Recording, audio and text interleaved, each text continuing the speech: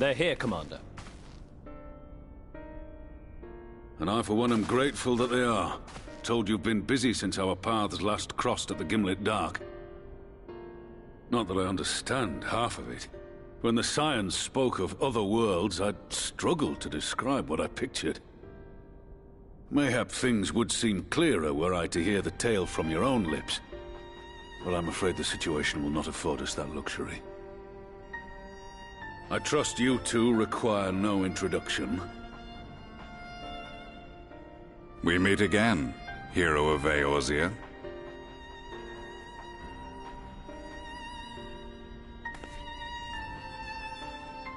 Must we repeat this ridiculous display? I pose no threat to you, though what I come to warn you of very well might.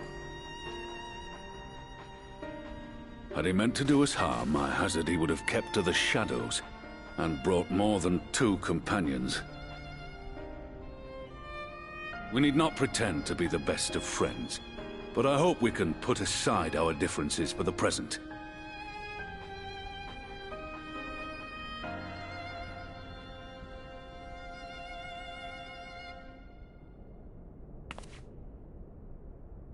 As you are doubtless aware, Sir Estinian and I cooperated to rid the world of Black Rose in your absence.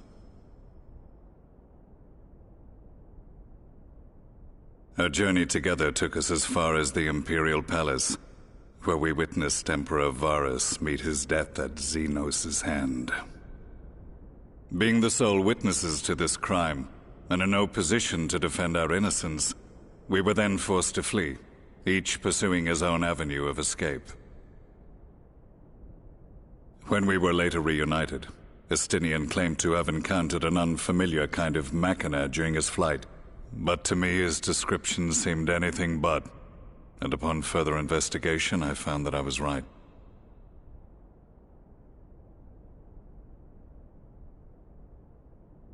The Empire is developing a new Ultima weapon. What, that Allagan monstrosity, created to vanquish primals, with which you yourself once thought to conquer Eorzea? The same. In my foolishness, I sought to harness its power, and became the Ascian's pawn in so doing. But you know as well as I how that tale ended. The weapon itself, excavated from beneath this very city, was destroyed ere we could fully unravel its secrets, and that should have been the end of it. But unlikely as it sounds, the Empire's efforts to recreate it have somehow borne fruit, primarily through secret research conducted by the 7th Imperial Legion, it would seem. Wait, the 7th was all but annihilated at Cartano, along with its legatus. Indeed, few survived. The 7th, as it is now, has little in common with the Legion led by Vandarnus, and its leadership has changed hands several times since.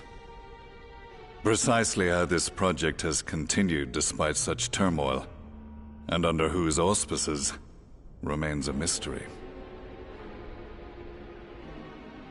What we do know, however, is that a number of prototypes have been produced, and that one of them is on its way to Eorzea.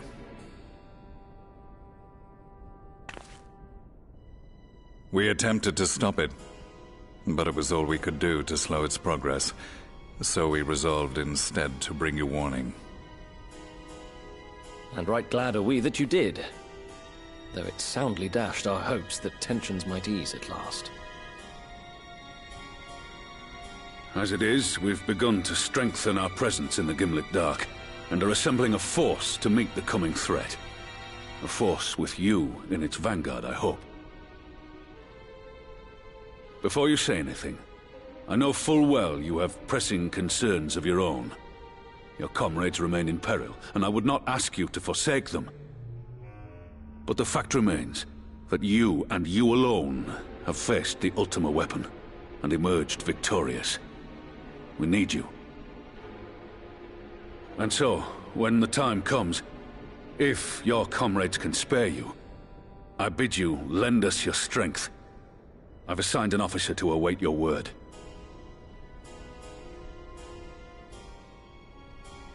The Ascian's downfall was to be the work of my remaining days. But it was my hand that kindled these flames, and I cannot allow them to spread any further. I will do what I must to see this mistake consigned to history once and for all, even if it means begging your aid. The Fates will enjoy the irony, even as I endure the ignominy.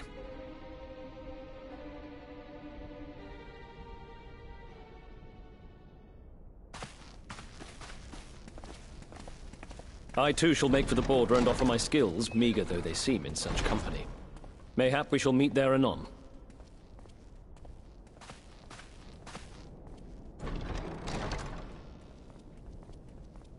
Though we can ill afford to ignore the coming of a new Ultima weapon, our friend's plight grows ever more precarious, and none save you can join them in the first.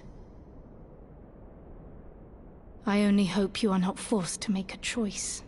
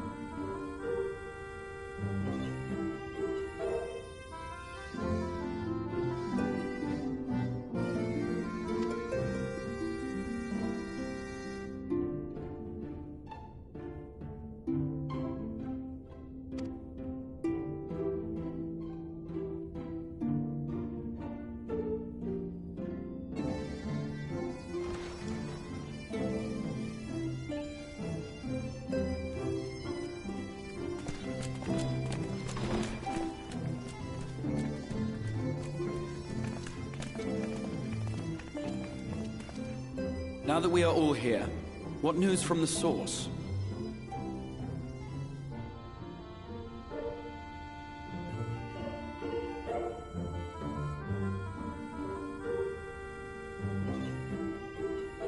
A new Ultima weapon. We must count ourselves lucky that Gaius has pledged his assistance. While this is indeed a worrying development, I think the state of the Empire as a whole greater grounds for concern. With the Emperor slain and Xenos returned, it is impossible to predict how matters will unfold in Garlemald. The Ultima weapon may be but the first of many unpleasant surprises. The situation beareth closer observation, of that there is no doubt, and doth compound our need to return unto the source.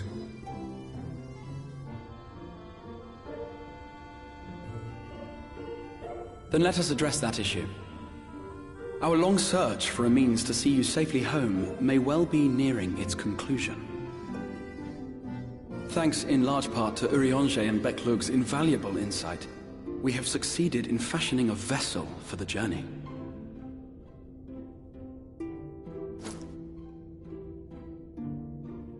We set out to create a crystalline container retaining the more useful properties of white morosite, but without its regrettable limitations. And after a good deal of trial and error, we made one.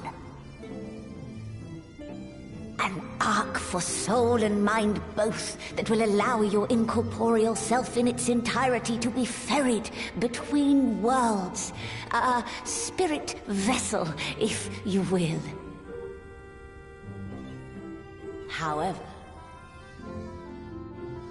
However? Though the vessel is possessed of the requisite qualities to hold mind and memory, it wanteth yet for a means to receive of them. For that, we must needs imbue it with the Exarch's innate gift. A gift that lives on only through the blood of the Allagan Emperors, which certainly does not flow within Auracite or any other crystal. Just so, milady. The blood serveth as a conduit of sorts. In its absence, memory cannot pass from mind unto mind, nor from flesh unto crystal. That being the case, we must either alter the process of inheritance so as to require no such thing, or determine a means by which my blood may permeate the vessel.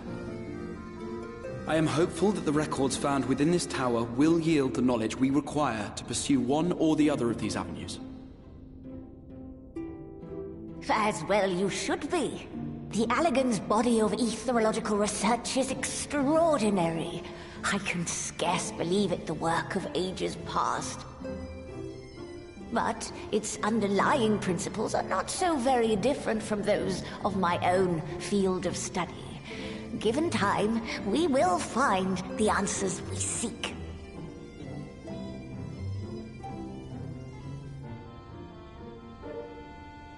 I know that you can ill afford to wait, and it pains me that I must ask you to do so.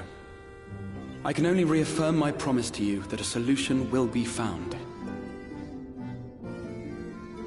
Whatever it takes, I will see you safely home.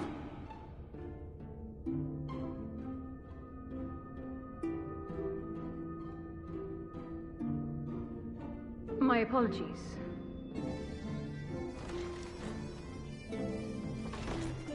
I do hope you haven't come to tell us that mortal peril fast approaches. No. I had hoped to speak with the Warrior of Darkness. But there is no need to cut short your meeting on my account. I will be waiting outside.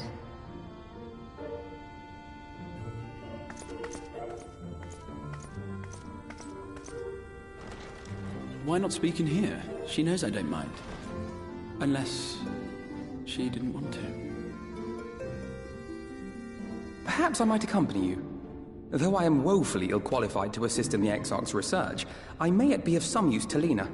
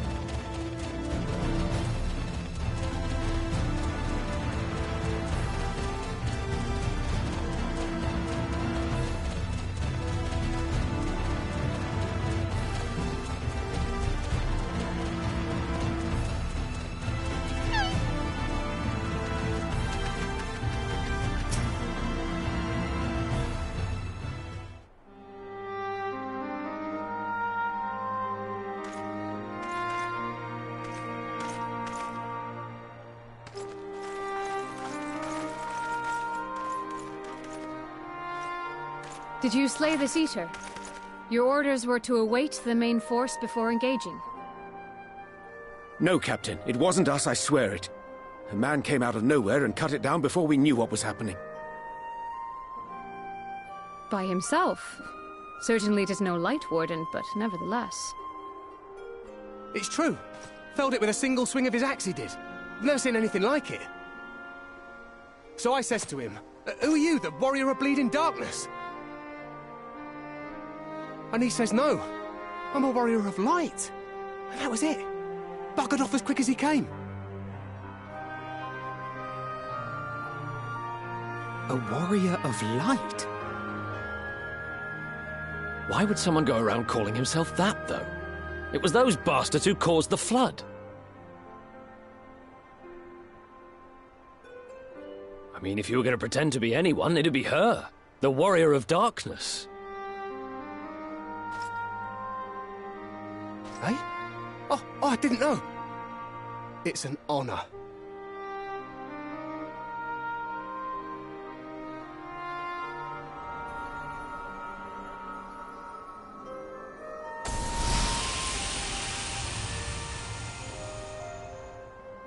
Since the Eater is no longer a threat, our work here is done. Return to your posts.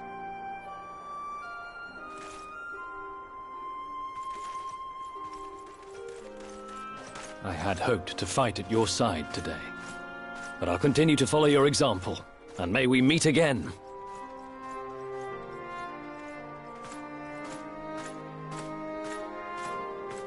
I apologize for the wasted journey. It seems I overestimated the threat. As for this Warrior of Light, I do not know who would be brazen enough to take that mantle for his own. Whatever it may once have meant, it is forever tainted by the association with the Flood. The Exarch told me the truth of Ardbert and his comrades' deeds, and I am aware they played some part in your own triumph. But to most, they are synonymous with the calamity that befell this world. Still, if this man is minded to destroy Sin Eaters, I may forgive him his unfortunate choice of alias. But that is neither here nor there. I thank you for accompanying me. With that concluded, shall we return to the Crystarium? There is a proposal I should like to make.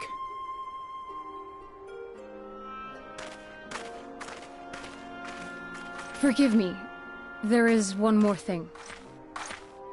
A personal concern of mine. I had hoped you might have a moment to speak privately. Take your time. I shall go on ahead.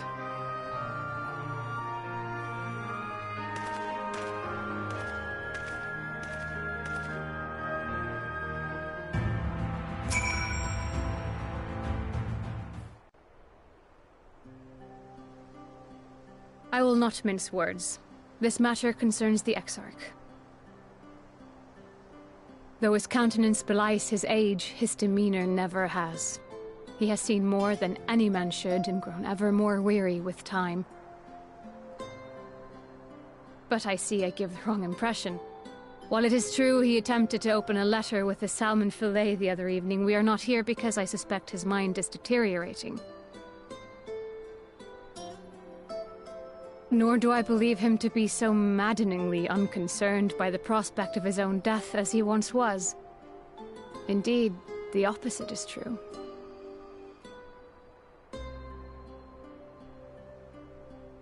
It is for this reason that I seek your advice. Since he returned from the Tempest, the Exarch is not as he was. He seems a different man. A younger man. I know not the details of his research, but when I saw him at work recently, there was a glint in his eye that I had never seen before. He looked happy. It was as if he had peered into the future and for the first time found joy there.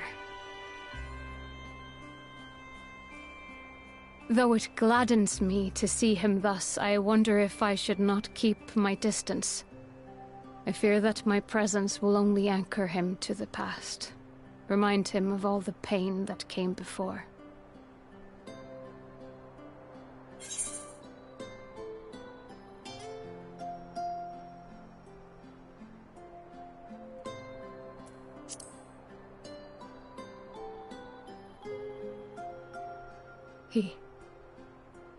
Are you sure?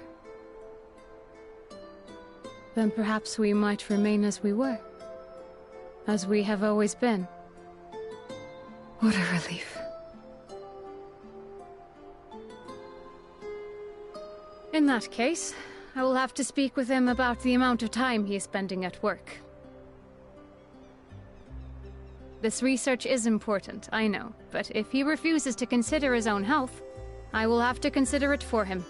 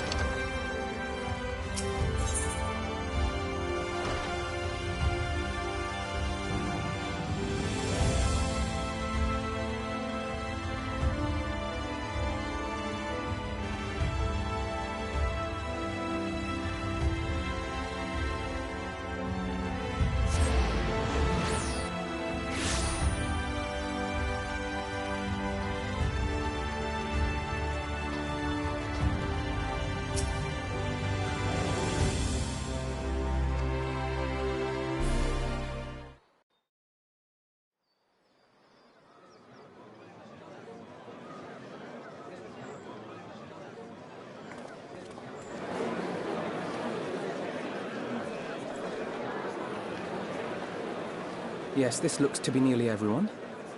Let us begin, shall we?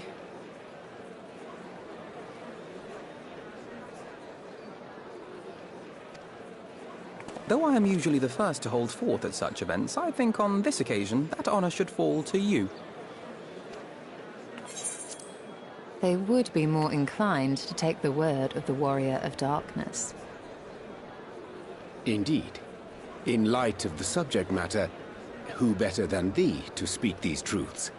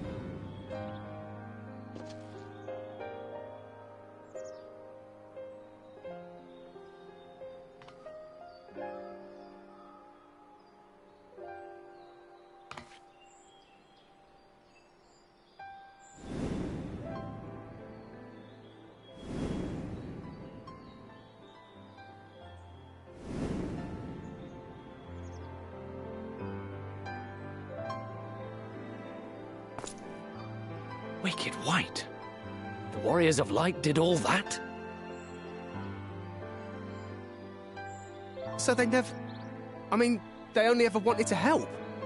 And when everything they'd done turned to ash, they still carried on. They gave everything to stop the flood. First their lives, then their souls. And they managed it too, in the end. They saved us. And we cursed their names.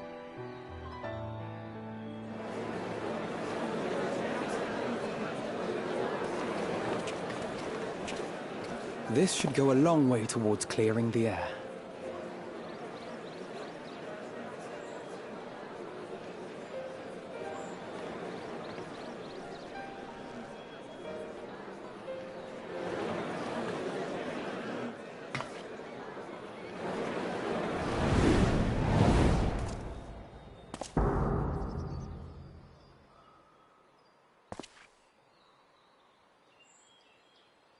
Impossible.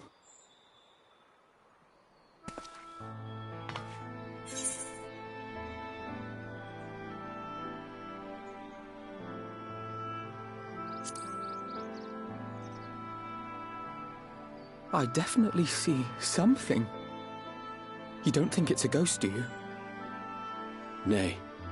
Yonder standeth no bloodless apparition, but a warrior of light and darkness both. Ardbert. What in the world?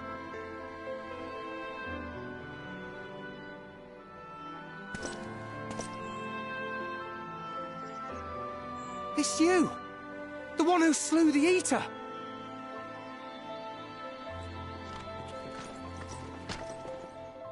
That it should be the Warrior of Darkness who brought the truth to light. You've saved me a fair bit of time. Though I have a few words of my own to say, if I may.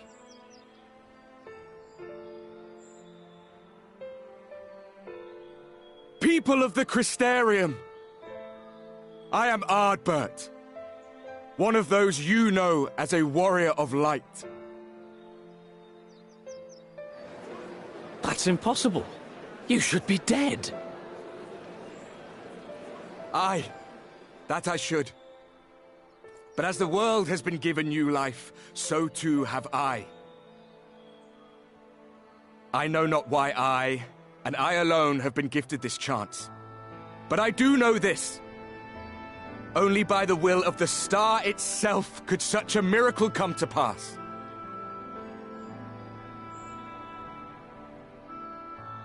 The hero who stands before you now, the Warrior of Darkness, is not of this world. And the day will come when she must return to her home.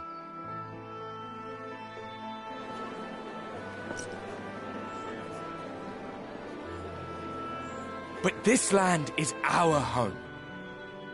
And if it is to remain so, now and forevermore, it is we who must protect it. The time to rely on saviors from afar has passed. It is you who must rise. You who must become the new warriors of light! What? Us? Warriors of light?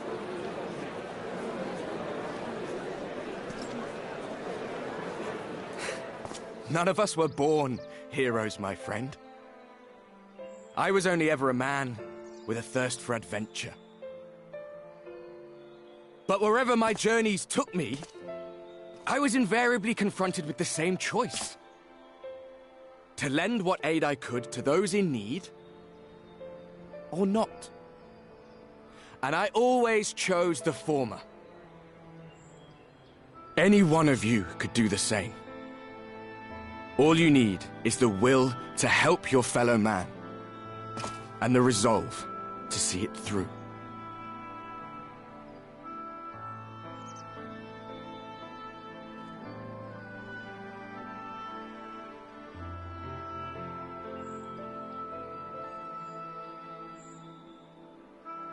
From thine own lips did we learn of Ardbert's fate, and by thy countenance I gather thou art not inclined to recant thy testimony.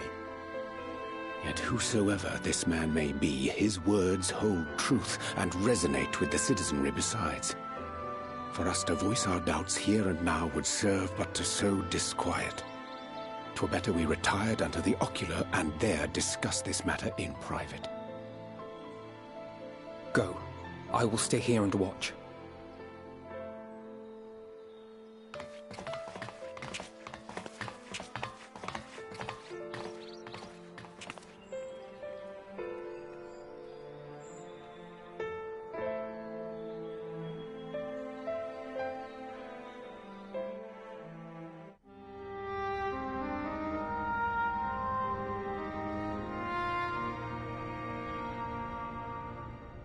So, that is a warrior of light of the first. I've not had the pleasure of making his acquaintance, but as you all seem to be in agreement, I gather this is no simple case of mistaken identity.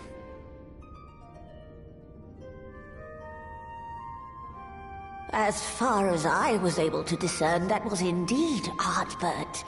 It has been a long time, but not that long. Could he truly have been resurrected as he claims?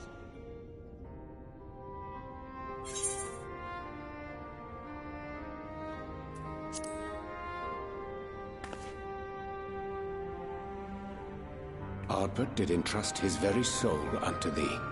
I see no reason to question thy judgment. Nor I. To my eyes, your ether burns as brightly as the day you slew Emmett Selk. That is proof that he is with you still. Yet that which standeth now before the people is far more than a passing imitation. I am reminded of the cardinal virtues, though a sin-eater he is not. Which leaveth but one plausible explanation. That he is an Ascian.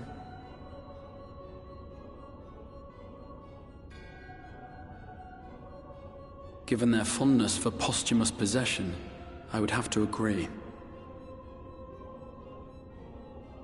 From what I understand, the Warriors of Light were laid to rest in Yulmore by those whom they had aided in life.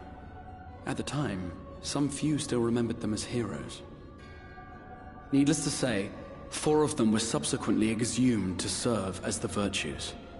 And if one knew where to look, Ardbert too would not have been difficult to find. Assuming then that this is indeed the work of an Ascian, my mind inevitably turns to the last remaining paragon to survive the Sundering.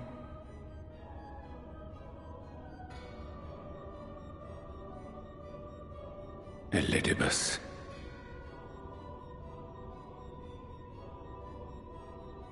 That Xenos hath reclaimed his own flesh is known. thus evicted from his borrowed form, and cognizant no doubt of Emet-Selk's failure here in the First, 'tis quite possible the emissary chose Ardbert for his next vessel. Inhabiting the flesh of the fallen? Why, that is unsavory. And they do this often, you say?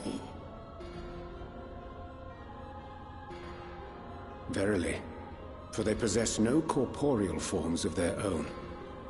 In what one may term their natural state, none save those gifted with the echo can perceive them.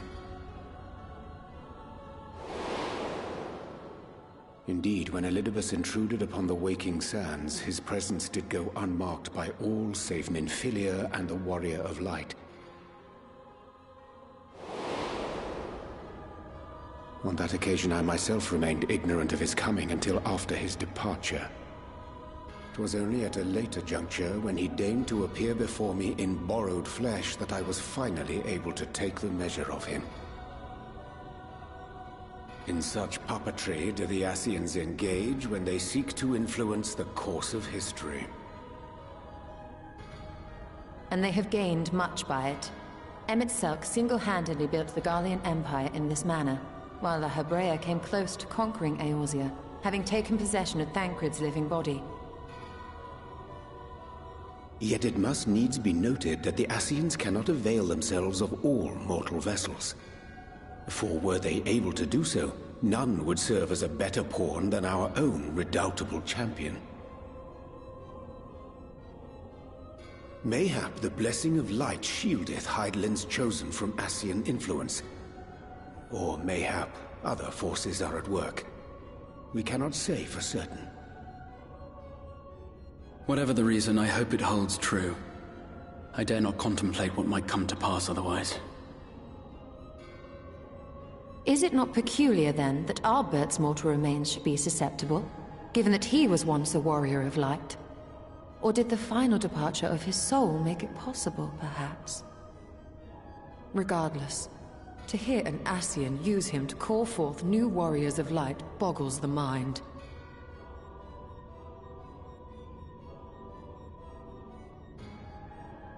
Elidibus hath ever been an enigma, his ostensible purpose being to preserve the balance between light and dark. When he made overtures towards me, however, I was afforded a glimpse behind the mask of the self-appointed emissary. I shall not defend mine actions, undertaken in pursuit of a better understanding of our foe, as either wise or prudent. Nevertheless, what little I did glean may now prove useful. Elidibus possesseth a subtle mind, practiced in the art of manipulation. That he coaxed this star's most valiant heroes as far as the source with naught save half-truths is no trifling feat. And now I believe he doth employ his skills once more to some as yet unknown end. Though naught is certain, should my suspicions prove true, we shall have need of all our wits if we are to uncover and thereafter thwart his plot. Agreed. 'Tis plain that simply speaking out against him will not avail us. At best, it would only serve to confuse the people. And I would hesitate to do anything which might tarnish Ardbert's reputation once more, nor yours by association.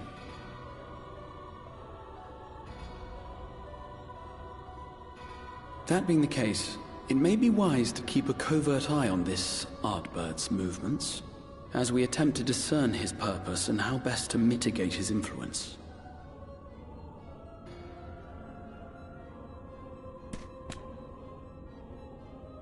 His performance appears to have concluded.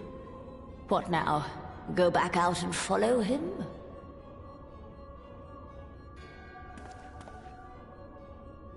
Twould appear Master Alphino already hath pursuit in mind, and I suspect one pair of eyes shall better serve our cause than half a dozen.